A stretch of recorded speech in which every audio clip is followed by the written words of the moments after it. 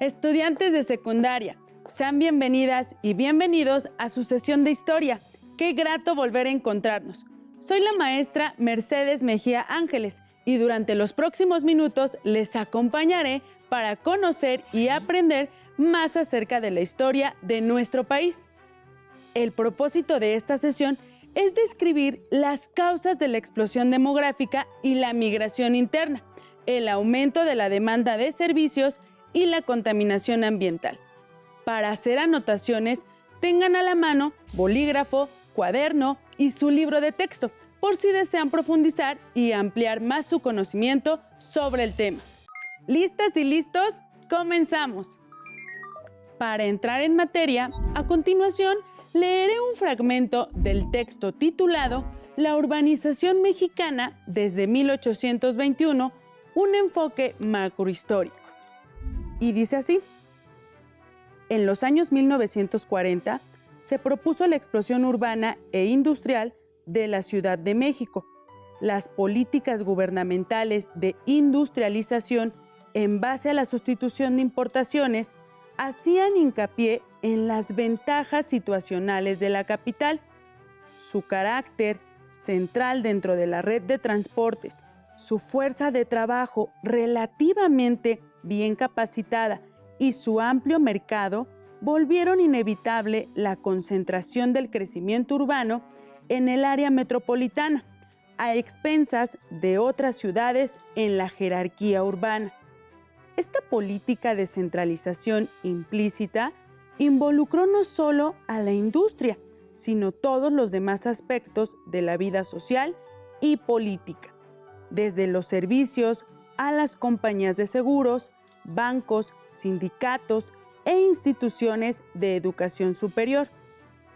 A medida que el Valle de México se industrializaba, mejoraba su infraestructura urbana y de servicios. Se llevó más agua y energía eléctrica de regiones distantes.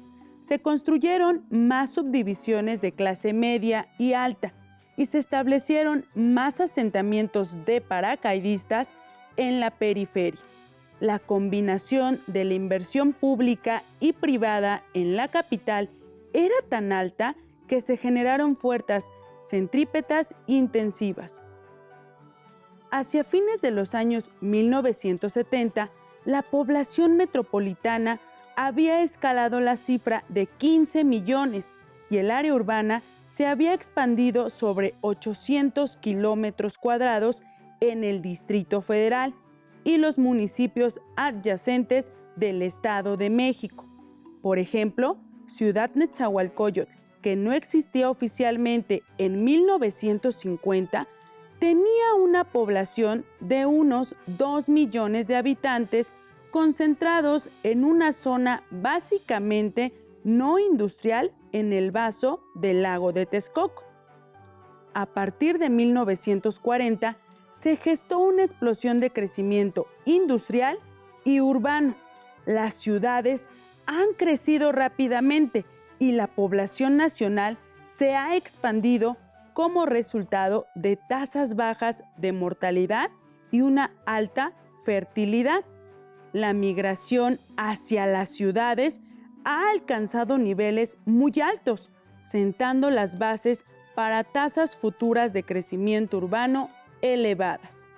Durante este periodo, la estructura urbana de México ha ido llenando los vacíos, con un notable desarrollo urbano al norte y occidente del altiplano central. Los vínculos con los Estados Unidos se han reforzado como resultado del flujo de migrantes legales e ilegales y el espectacular crecimiento de las ciudades fronterizas mexicanas en los años 1970. A lo largo de ese periodo, la Ciudad de México estrechó su cerco sobre el sistema urbano nacional. Surgió como una de las grandes metrópolis del mundo, con una población de tal vez 15 millones en 1980 y una parte desproporcionada de las actividades económicas, políticas, sociales y culturales de la nación. Esta centralización del sistema urbano ha sido ampliamente observada por científicos sociales interesados en la urbanización en decenios recientes, pero hasta fines de los años 1970 se habían tomado escasas medidas gubernamentales efectivas para cambiar la balanza de poder. Hasta aquí la lectura. Reflexionemos. ¿Cuál fue la causa de la migración de la población rural a las grandes ciudades? ¿Qué impacto tuvo en las ciudades la llegada de migrantes en este periodo? Estas preguntas serán nuestra guía para profundizar en el tema. En sesiones anteriores, estudiamos el crecimiento económico sostenido durante 3 décadas, al que se denominó Milagro Mexicano. La bonanza que experimentó nuestro país entre 1940 y 1970 permitió el desarrollo industrial, el mejoramiento de la infraestructura y la tecnificación del campo. Además, favoreció el crecimiento de la población y la creciente demanda de servicios. Sin embargo, este desarrollo no benefició a todos por igual, como a los ejidatarios y pequeños propietarios, lo que derivó en una crisis del campo mexicano. Como consecuencias, un porcentaje importante de campesinos se vio obligado a abandonar sus tierras y a migrar a las ciudades en busca de mejores condiciones de vida. Asimismo, este desarrollo desigual dio origen al descontento social y el surgimiento de movimientos sociales de gran trascendencia en la historia de México. Para mostrar cómo nuestro país se fue transformando de rural a urbano, analicemos la siguiente gráfica de población. La primera barra muestra la población total en la década de los 50. El porcentaje marcado en azul representa a la población rural, mientras que el porcentaje marcado con rojo representa a la población urbana. ¿Qué población es mayor?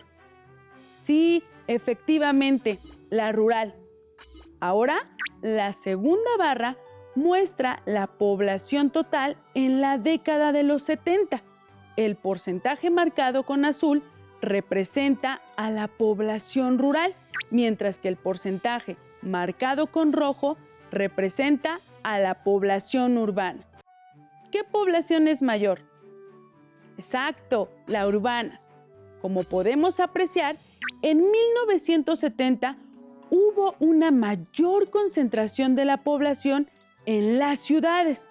En contraparte, una disminución de población en el campo. Las causas fueron diversas, pero destaca el apoyo que el Estado brindó al fomento industrial y el impulso a las obras públicas, así como la tecnificación del campo. Esto orilló a los ejidatarios y pequeños propietarios a abandonar sus tierras y a migrar a las grandes ciudades mexicanas o a los Estados Unidos de América, donde intentaron beneficiarse de los servicios de salud, vivienda y educación que brindaban los centros industriales. La Ciudad de México, Querétaro, Guadalajara, Monterrey, Guanajuato y Puebla, entre otras ciudades, cobraron importancia por su desarrollo industrial y atracción como centros de trabajo con la opción de mejorar las condiciones de vida. La capital del país se convirtió en el principal centro industrializado y concentró un alto número de habitantes debido a la diversidad de su desarrollo industrial en química, alimentación, textiles, electricidad, construcción y automotriz. La segunda zona industrial de mayor importancia fue Monterrey, donde se desarrolló la industria siderúrgica, junto con la producción de papel, vidrio, químicos, autopartes y cementos. Guadalajara se convirtió en el tercer centro industrial gracias a su producción de calzado y alimentos. El fenómeno de la migración en México se agudizó en la década de 1970. Los centros industriales, como los antes mencionados, y sus áreas circunvecinas concentraron a la mayor parte de la población. En la Ciudad de México, casi 8,5 millones de habitantes. En el caso de Monterrey, 1,200,000. Y en Guadalajara, casi 1 millón. El crecimiento económico que generaron las ciudades industriales permitió que hubiera recursos para dotar de servicios públicos como agua potable, alcantarillado, alumbrado, pavimentación, servicio de limpia, entre otros. Además de que se invirtió en servicios médicos, educativos y de vivienda. Estas condiciones mejoraron la calidad de vida de la población y contribuyeron a la explosión demográfica, es decir, al rápido incremento en el número de habitantes, generando a su vez una mayor demanda de servicios y recursos como alimentos. El crecimiento de la población que se registró entre 1940 y 1970 también obedeció a la disminución de los índices de mortalidad y el incremento de la tasa de natalidad y esperanza de vida. Cabe mencionar que, de acuerdo con el Instituto Nacional de Estadística y Geografía, INEGI, la esperanza de vida se define como el número de años que en promedio se espera que viva una persona después de nacer. En la siguiente gráfica de evolución de la esperanza de vida se muestra que en la década de 1950 los hombres vivían en promedio hasta los 45 años y las mujeres hasta los 48 años de edad. En comparación, esta otra gráfica de la década de 1970 indica que la esperanza de vida para los hombres creció a 58 y para las mujeres incrementó a 63 años de edad. En conclusión, la esperanza de vida aumentó durante estas décadas, para los hombres 13 y para las mujeres 15 años. Es necesario precisar que la oferta de trabajo en las principales ciudades industriales no fue suficiente para emplear a todos los migrantes. Por lo tanto, algunos se vieron en la necesidad de autoemplearse o desempeñar actividades en el sector informal, trabajando como vendedores, albañiles, electricistas, peluqueros o zapateros. Este grupo no pudo beneficiarse de la seguridad social que proporcionaba un empleo fijo, ni la oportunidad de mejorar sus condiciones de vida a corto plazo. De esta manera, el exceso de población, el desempleo y la necesidad de contar con espacios habitables presionaron a muchos migrantes a asentarse en terrenos inapropiados y alejados de su lugar de trabajo, como en montes, barrancas o en la periferia de las principales ciudades industriales. Esto dio paso a la formación de los denominados cinturones de miseria, donde la población desfavorecida se tornó más vulnerable por la carencia de los servicios básicos como agua potable, alcantarillado, electricidad y transporte público.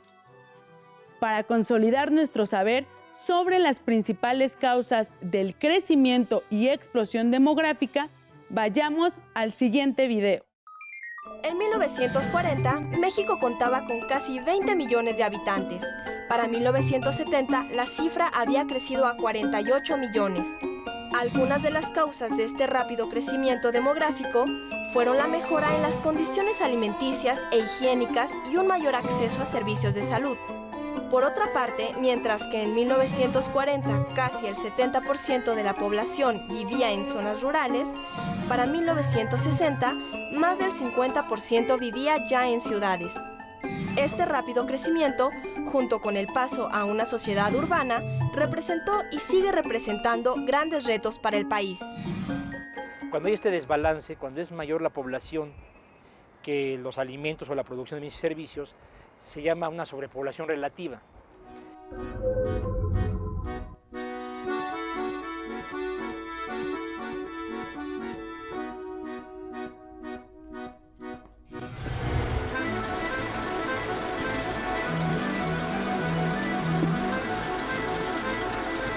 En 1930 y tantos regresa de Italia un célebre, el fundador de la democracia mexicana, don Gilberto Loyola. Regresa de Europa y la idea es que México está muy despoblado en el norte de la República y siempre hay la preocupación de si no Estados Unidos volvería otra vez a intervenirnos y a quitarnos el territorio. Entonces convence al presidente Cárdenas que sería conveniente poblar el país. ¿Sí? Y por otro lado también estaba surgiendo la industrialización del país.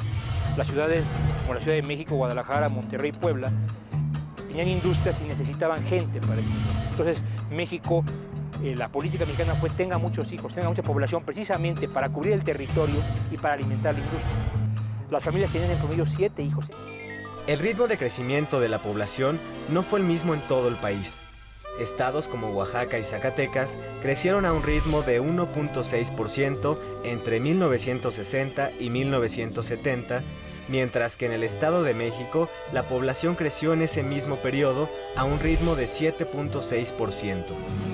Otros estados que tuvieron un ritmo lento de crecimiento fueron Hidalgo con 1.9% y Tlaxcala y San Luis Potosí con 2 y 2.1% respectivamente.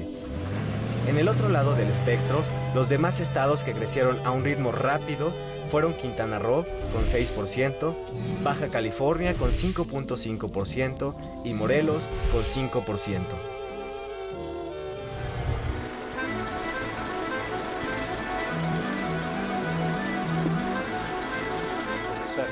En realidad México tuvo un progreso muy importante durante esa época.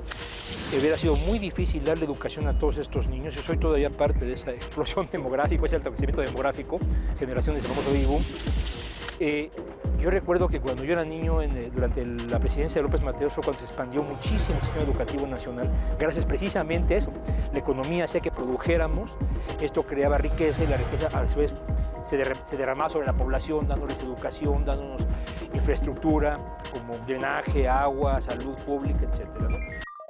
Como refiere el video, las causas del crecimiento demográfico de las décadas en cuestión fueron el acceso a los servicios de salud, el fomento de las medidas de higiene, la prevención de enfermedades y las campañas de vacunación, así como la mejora en el abasto y en la alimentación de la población. Para comprender el fenómeno demográfico, observen la siguiente gráfica de barras que representa la población total de México desde 1950 hasta el año 2000. Centren su atención en la primera barra que indica la década de 1950. Ahora, en la segunda barra que destaca la década de 1960 y la tercera, referida a la década de 1970. Como pueden apreciar, hay un aumento de la población, es decir, un incremento significativo, pues en 30 años la población casi se duplicó. Esta fue una situación que se experimentó a nivel mundial y, como también refiere el video, llevó a los países a tomar medidas para regular el crecimiento de la población. México redirigió su política de control demográfico y, en consecuencia, se creó el Consejo Nacional de Población en 1974. Al respecto, Manuel Ordorica Mellado, en su artículo 1974, Momento crucial de la política de población, señala que a mediados de los 70 del siglo XX se escuchaba por radio y televisión el famoso mensaje: la familia pequeña vive mejor, que hoy todavía muchos mexicanos recuerdan. También se leía el mensaje, vámonos haciendo menos. Como resulta evidente, el crecimiento de la población en las ciudades demandaba el consumo de agua y energía en grandes cantidades, además de la distribución de productos y la movilidad de los trabajadores cada vez a mayores distancias. Estas actividades provocaron un serio impacto ambiental. Con el paso de los años, las demandas de la población se multiplicaron, pues cada vez se requerían más servicios públicos, vivienda, salud, educación, así como empleo y mejores condiciones de trabajo. A esto se sumaban la necesidad de dar atención a graves problemas de contaminación provocados por la industrialización y el crecimiento de las ciudades. Estas problemáticas y el descontento de algunos sectores de la sociedad llevaron a la creación de agrupaciones que exigían soluciones y se convirtieron en verdaderos movimientos sociales. Pero será hasta la próxima sesión que aprenderemos sobre las protestas y la lucha por cambiar la situación del país. Para concluir, vayamos a ver un video sobre el México urbano. Fue en la década de 1940 cuando la migración del campo a las ciudades se aceleró. Y en 1960, por primera vez en la historia del país, la población urbana sobrepasó a la rural.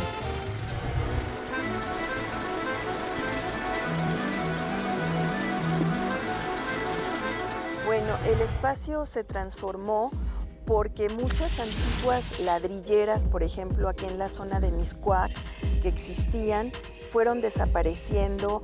Viejas zonas de cultivo donde se cultivaba el pulque o se sembraba maíz y trigo, también fueron suplidas por terrenos en donde se construyeron casas para la habitación.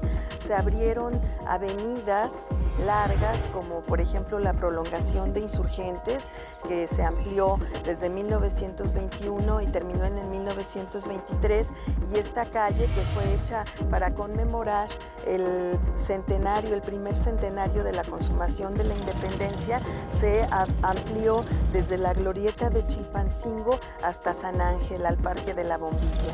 Entonces, este ensanchamiento urbano propició que muchos fraccionamientos se establecieran a lo largo de esta calle y que se revalorizaran estos terrenos que eran ladrilleras y milpas. También, por ejemplo, tenemos otros lugares en donde se abrieron calles rectilíneas. En el caso de la avenida 20 de Noviembre, que fue abierta en la década de los 30, entonces el espacio se va transformando, las calles se van volviendo rectas, se van eliminando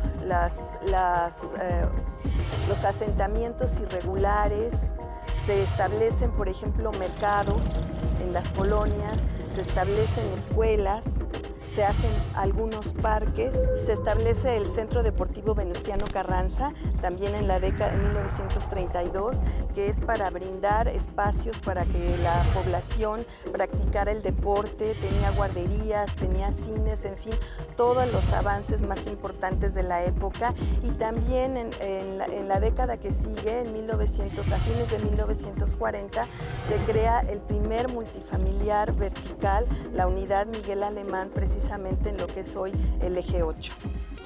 A partir de la década de 1940, con el proceso de urbanización, se dieron cambios en la estructura social y económica, así como en los patrones culturales de la población.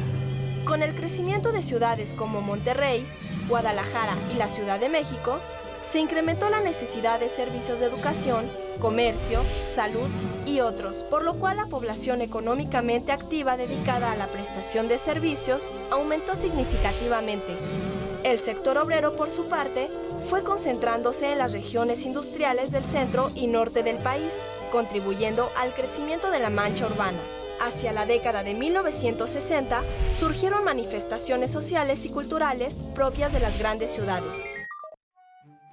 Como aprendimos en esta sesión, a partir de la década de los años 40, el país experimentó un crecimiento económico sostenido gracias a la política de industrialización y sustitución de exportaciones, que duraría hasta la década de los 70.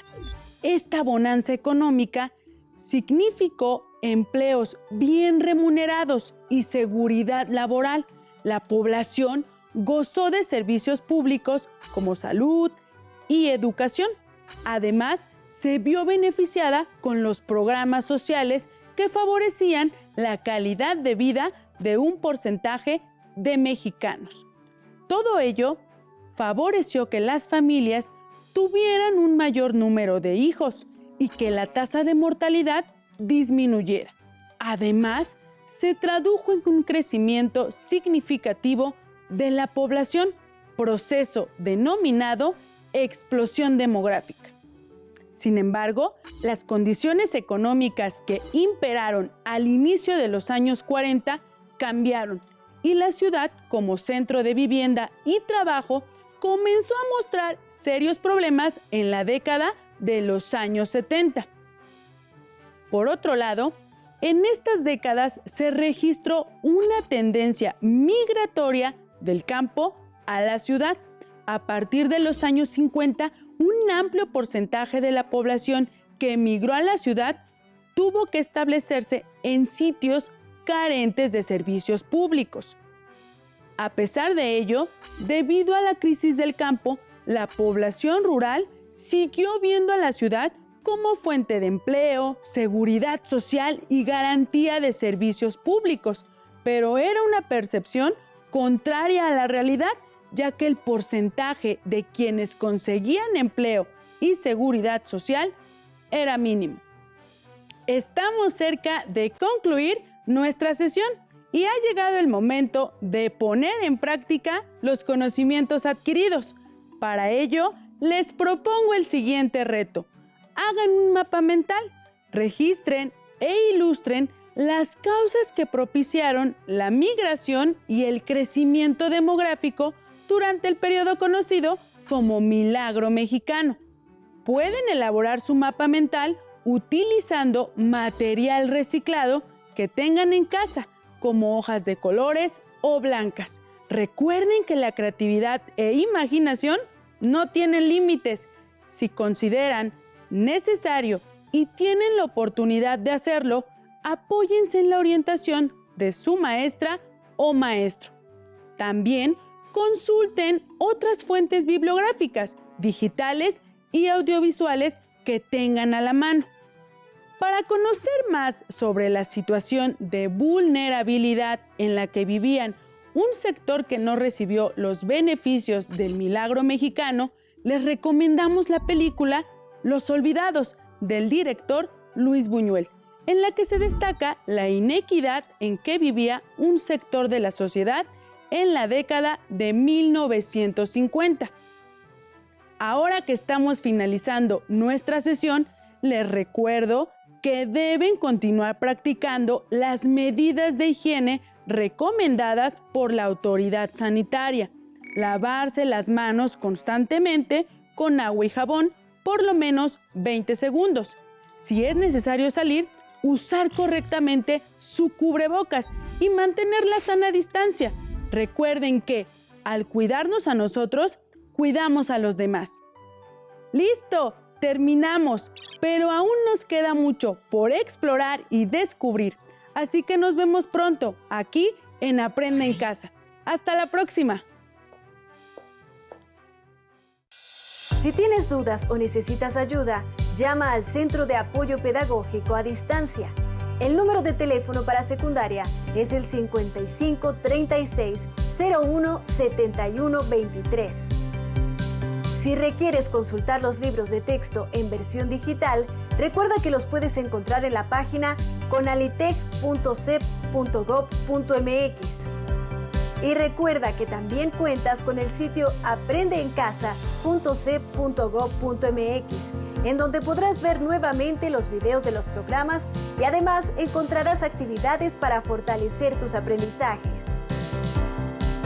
También te invitamos a que consultes la plataforma nuevaescuelamexicana.cep.gov.mx.